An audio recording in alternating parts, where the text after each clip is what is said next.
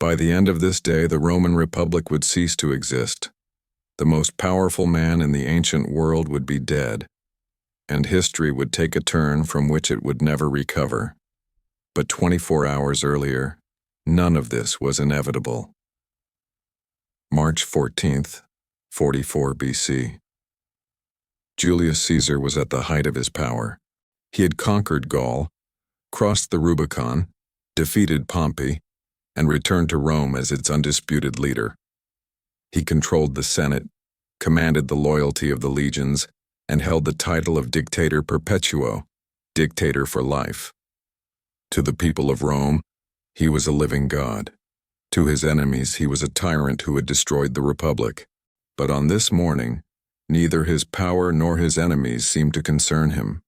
He had survived civil wars, assassination plots, and countless battles. He believed himself untouchable. He was wrong. At this point in Roman history, the Republic was fracturing. The old system of shared power among senators had collapsed. Caesar had centralized authority in himself, bypassing traditional checks and balances. Many senators despised him for it, some out of principle, others out of jealousy. A conspiracy had been forming for weeks. More than 60 senators were involved. They called themselves the Liberators. Their plan was simple: lure Caesar to a Senate meeting, surround him, kill him, restore the Republic. But Caesar had been warned, multiple times. Soothsayers had told him to beware the Ides of March 15th. His wife had dreamed of his murder. Friends urged him to stay home. He ignored them all. This is the reconstruction of his final 24 hours. From the moment he woke on March 14th to the moment he fell on the floor of the Theatre of Pompey the following afternoon, every decision, every warning, every missed opportunity to change the outcome. This is not speculation. This is what happened, hour by hour. One day that ended an era and launched a new one. March 14th, 44 BC, the day before the Ides of March. 24 hours remained. March 14th, 44 BC. Morning. Caesar woke in his residence on the Quirinal Hill, one of the 7 hills of Rome.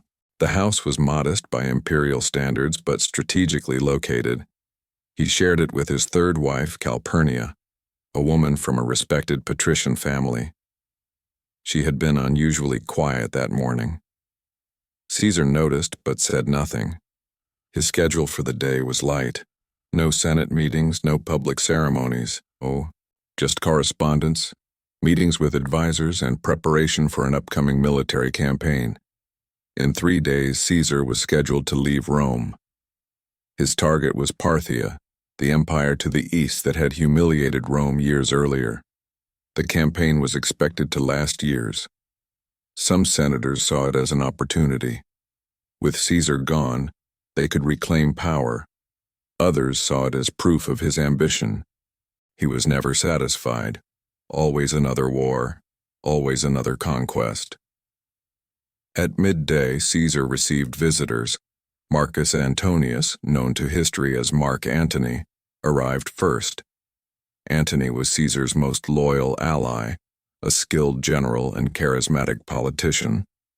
They discussed logistics for the Parthian campaign, troop movements, supply lines, political appointments to be made before departure.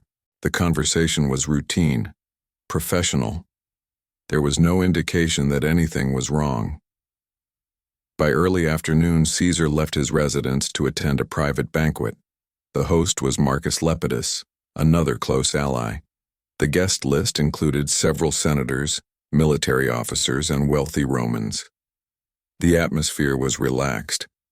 Wine flowed. Conversations ranged from philosophy to gossip. At some point during the meal, the topic of death came up.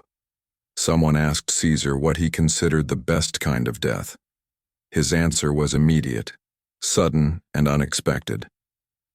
The table went silent for a moment. Then the conversation moved on. No one thought much of it, but later people would remember. At the time, it seemed like nothing. In hindsight, It felt like prophecy. As the afternoon faded into evening, Caesar returned home. Calpurnia was waiting. She needed to talk. March 14th, 44 BC, evening. Calpurnia had been unsettled all day. When Caesar returned home, she was direct. She told him about a dream. In it, she had seen him covered in blood, dying in her arms. The Senate building had collapsed. Statues wept. The sky turned dark. She begged him not to attend the Senate meeting scheduled for the following day. Caesar listened. He was not a superstitious man, but he respected his wife. He told her he would consider it. That same evening, a soothsayer named Spurinna approached Caesar in the street. Spurinna was known throughout Rome for his predictions. He had warned Caesar weeks earlier to beware the Ides of March. Now, with less than 24 hours remaining, he repeated the warning. He was specific. Danger would come from those closest to him. It would happen in a public place. It would be sudden. Caesar dismissed him. Again. He had heard this warning before. Nothing had happened. He saw no reason to believe anything would happen now, but the warnings kept coming. That night, another omen occurred. A small bird flew into Caesar's home carrying a sprig of laurel in its beak. It was immediately attacked and killed by larger birds. Witnesses saw it as a sign. Nature itself was announcing his death. Caesar ignored it. By late evening, reports reached him that some senators were speaking against him openly. There were rumors of a plot. Nothing concrete, just whispers. Caesar had survived too many conspiracies to panic over rumors. He believed his popularity with the people and the loyalty of his soldiers made him immune. No senator would dare move against him. Meanwhile, across the city, the conspirators were finalizing their plan. Brutus, Cassius, and the others met in secret. They reviewed every detail. The location had been chosen, the Theatre of Pompey, where the Senate would meet the next day. The method was agreed upon. Daggers, no poison, no ambush in the streets. It had to be public. It had to be clear. The time was set. Tomorrow. During the session, Caesar would be surrounded, isolated, defenseless. Everything was ready.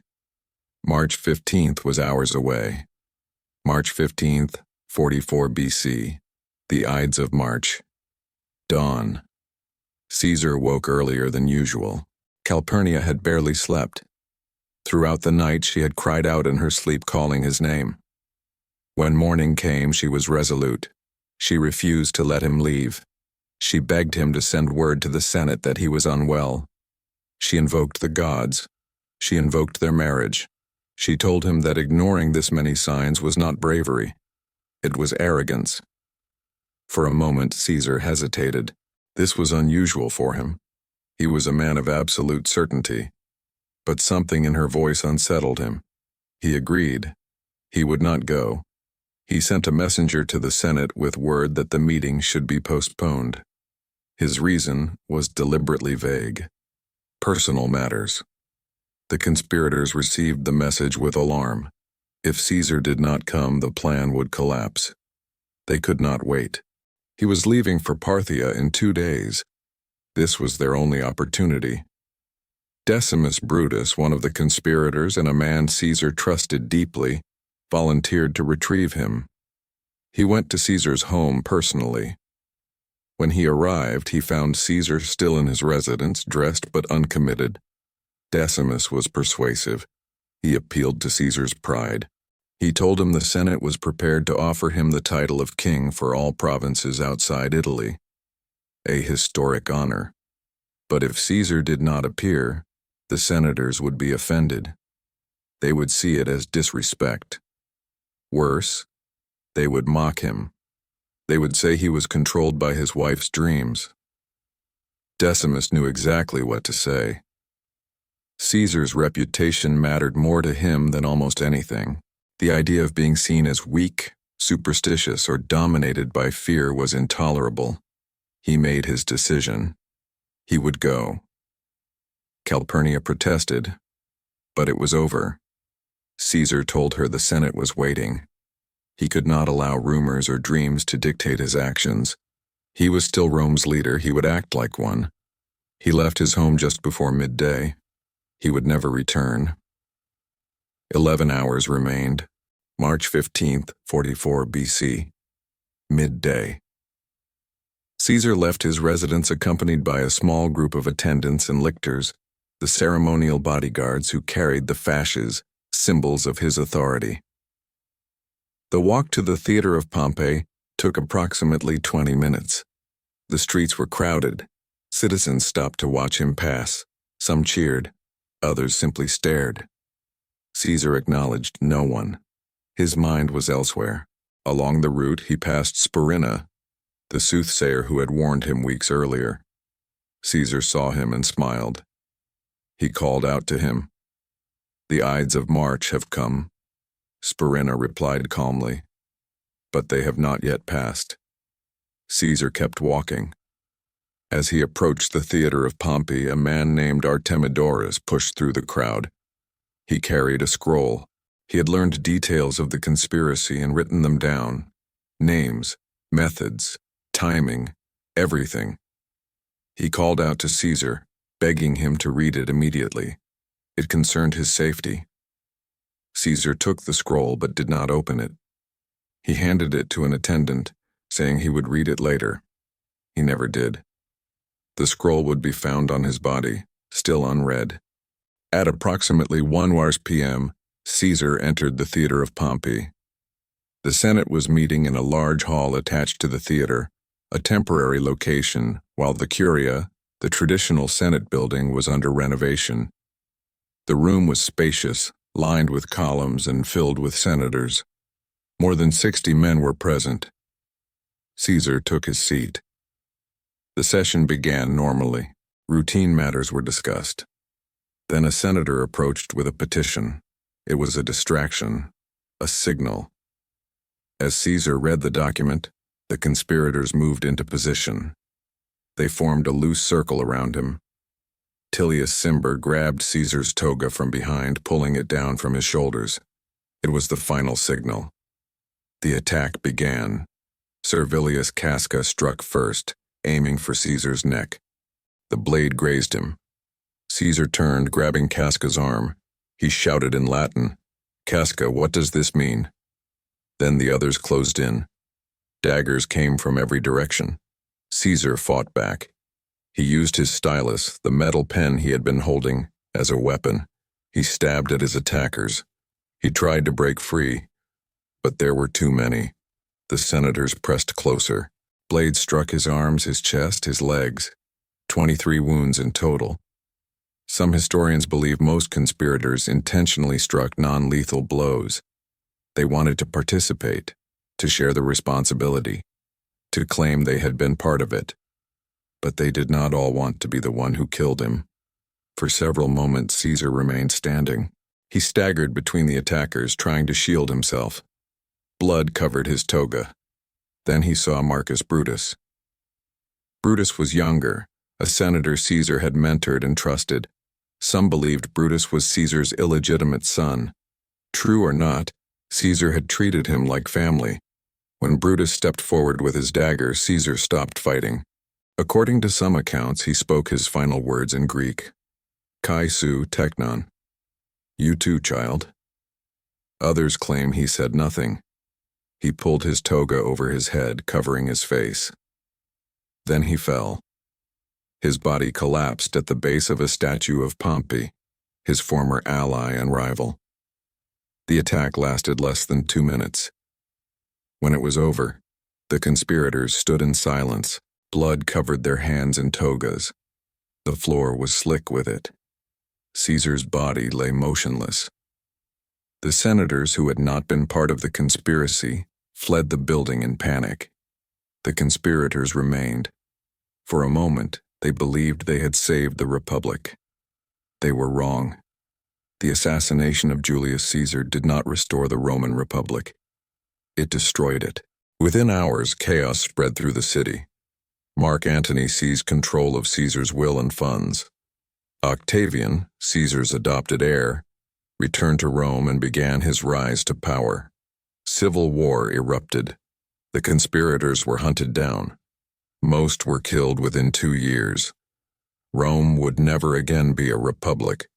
It became an empire, and the man who made that possible was the one they had killed. This was day falling. One day, everything changes.